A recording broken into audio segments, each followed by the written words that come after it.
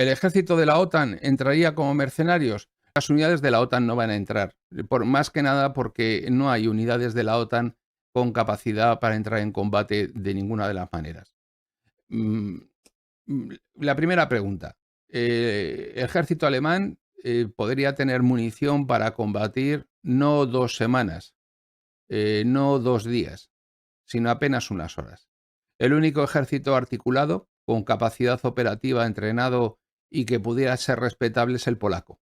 Y el polaco, a día de hoy, numéricamente y también desde el punto de vista de las reservas de municiones y demás, no aguantaría nunca un envite de la Federación Rusa. Aparte de que en este momento, tal y como están las cosas, cualquier enfrentamiento entre fuerzas regulares de la OTAN y fuerzas de la Federación Rusa desembocaría en una guerra nuclear de forma casi inevitable porque forzaría la escalada a los extremos sí o sí. Con lo cual, y luego los soldados de la OTAN, como regla general, no tienen mucha vocación de ir a hacer de mercenarios a ningún sitio. El caso español es evidente, Luis Ángel. Tenemos sargentos de la Legión que son felices mamás de jornada reducida. Si uno piensa que un sargento, un suboficial de una fuerza de combate, un novio de la muerte que decían, es una mamá con jornada reducida, yo tengo otra idea de lo que es una unidad de combate, o por lo menos en mis tiempos los boinas verdes éramos otra cosa. No sé si Daniel Herranz quiere también preguntar algo. ¿Se ha ido ya? ¿Le ha aburrido, Daniel? ¿O no?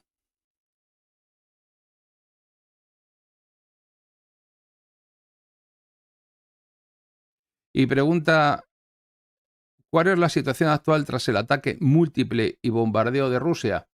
Eso se sale, como siempre les digo, Daniel, del objeto del vídeo. Tenemos que centrarnos siempre en el tema del vídeo porque es la forma de tener controlado los temas. Y además, estos vídeos cortos de 15 minutos van a ser bastante frecuentes porque nos vamos a limitar a comentar un aspecto de la guerra. Pero ese concreto, para no salirnos, porque si no al final comentamos de todo en todas partes. La situación actual tras el ataque múltiple bombardeo de Rusia, pues no, estratégicamente como tal no ha cambiado. Tenemos que ver la situación tal cual la situación es. Una situación en la que en este momento, de forma progresiva, de forma paulatina, las fuerzas rusas han aumentado la presión a lo largo de todo el frente a medida que la Rasputitsa, el barro, el periodo del barro, del fango, está pasando y ha comenzado a helarse el suelo. Este año, además, han caído varias nevadas duras en Rusia y el suelo se está endureciendo antes, con lo cual eso está favoreciendo también el combate por parte de los rusos, ese combate ofensivo que es no es un golpetazo seco, duro, fuerte, en el que quiebra un punto de la línea y entonces se entra en una guerra de movimientos porque no lo permiten las circunstancias. No, es sencillamente una constante fricción con la fuerza en pequeñas unidades que desgasta tanto a nivel de munición, a nivel material, a nivel logístico como a nivel humano el ejército ucraniano y que, aunque supone pérdidas para la Federación Rusa, para el ejército ruso, no significa que no las pueda soportar porque están combatiendo desde el principio de economía de fuerzas. No enfrentan nada que suponga un coste excesivo. Macebateman, buenas noches. He escuchado en algunos medios la idea de que Rusia podría exigir ante una eventual capitulación la vuelta de la OTAN a las fronteras del 91, lo cual veo una locura que pudiese pedir eso, ¿no cree? Mire, si alguien pide eso, también que aproveche que estamos a día 2 de enero para escribir la carta de los Reyes Magos a ver qué le traen, porque evidentemente eso no va a ocurrir. En este momento, los objetivos estratégicos de Rusia, Rusia se ha preparado para una guerra larga y lo que está haciendo que muchas personas especulen con la posibilidad de que termine pronto el conflicto por colapso del ejército ucraniano es, aunque existe un fondo racional para pensarlo, no es lo más probable. Y no es lo más probable porque tanto la Unión Europea como la candidatura de Biden a las elecciones presidenciales de noviembre no pueden aceptar, no pueden admitir una derrota y una capitulación en Ucrania justo antes de las elecciones. Tienen que llegar a las elecciones con Ucrania viva. Si es con Zelensky o no, eso ya es discutible, pero con Ucrania viva sí. Después, el diluvio. Y hasta entonces veremos. Pero Rusia se ha preparado para lo que yo entiendo que va a ser una guerra de tipo con unos objetivos estratégicos que están todavía lejos de ser alcanzados.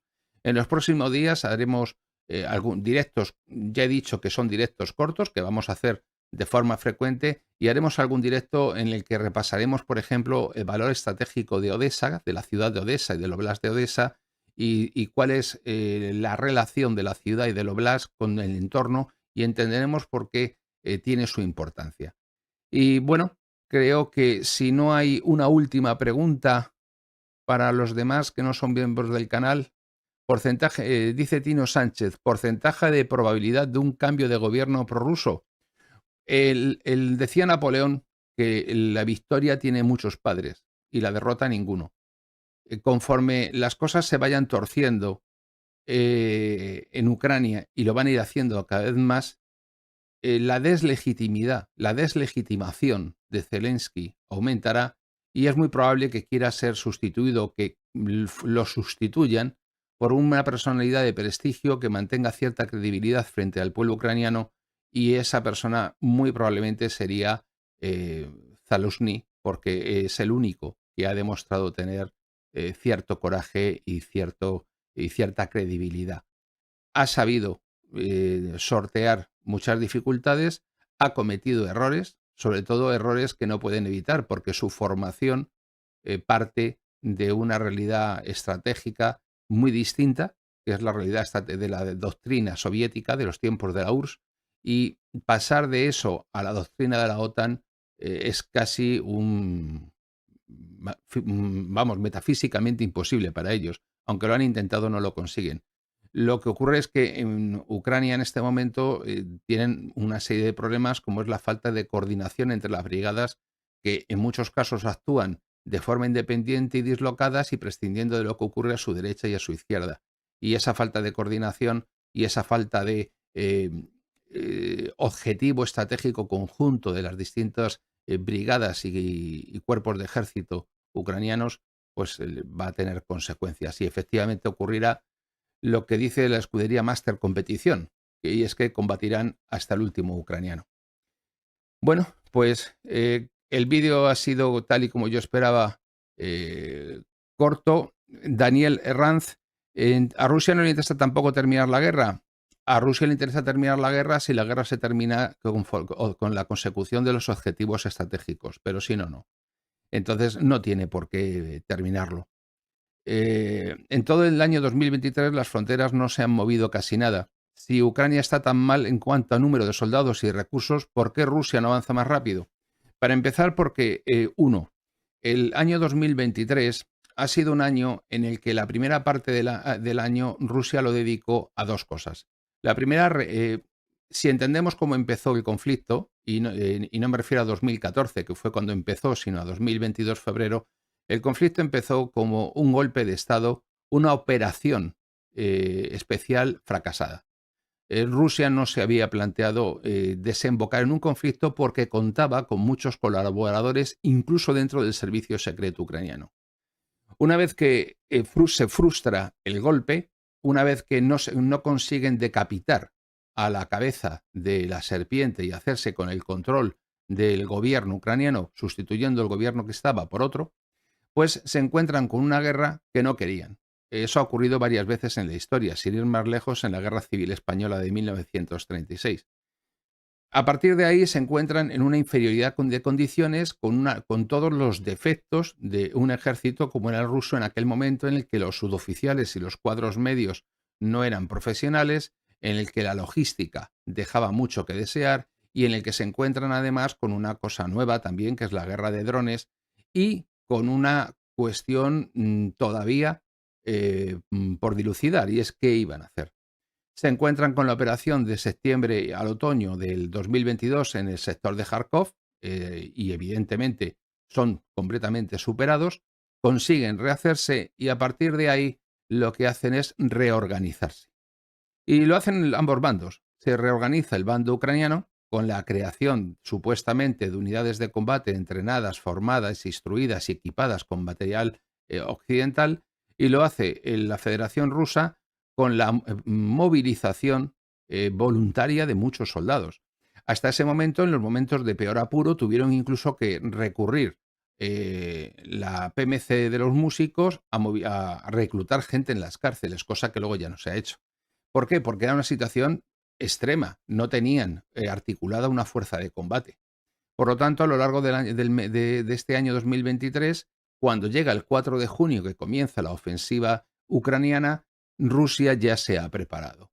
Pero en ese momento, quien teóricamente, y así lo dicen todos los medios de comunicación y por todas partes, quien tiene la iniciativa estratégica es la OTAN, es Ucrania.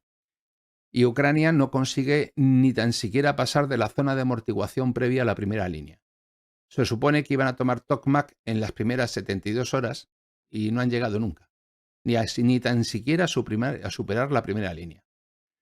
Bien, a partir de ahí entran en una guerra de desgaste que manifiestamente la ofensiva ucraniana ha fracasado con un coste impagable. Y la pregunta es si se pueden rehacer, y parece difícil. Por el contrario, Rusia ha movilizado gran parte de su economía, no es una movilización total, pero sí ha movilizado gran parte de su economía pasando a un modo de economía de guerra y a una producción que es inalcanzable para toda la OTAN.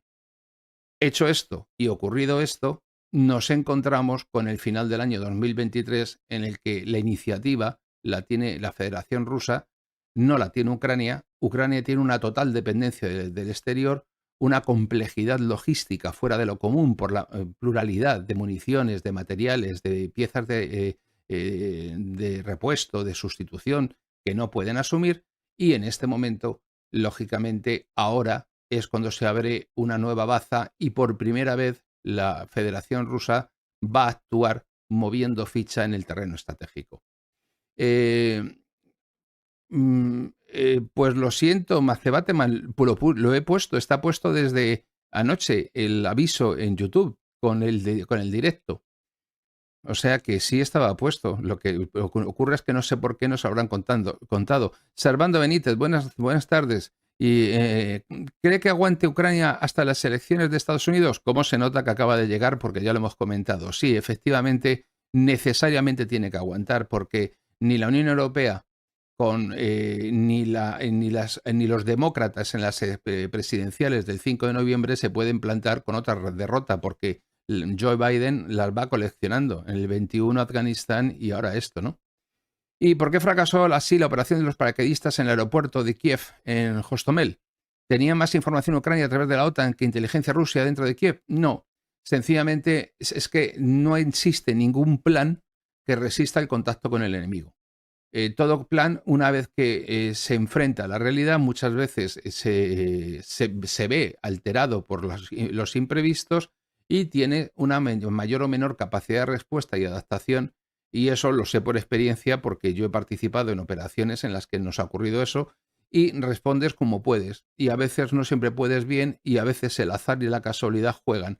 Pero en este caso concreto estamos hablando que esa operación de paracaidistas no estaba destinada a conquistar Kiev, sino que estaba destinada a golpear a la cabeza de la serpiente. Cuando ese colapso interior por parte de los ucranianos que estaban a favor de Rusia dentro de la propia administración, del ejército, del servicio de inteligencia y a todos los niveles no se produce, pues obviamente la operación fracasa. Pero no era una operación especial, era una operación táctica, era un golpe de mano, pero no era una operación, una ofensiva militar dirigida a conquistar Kiev.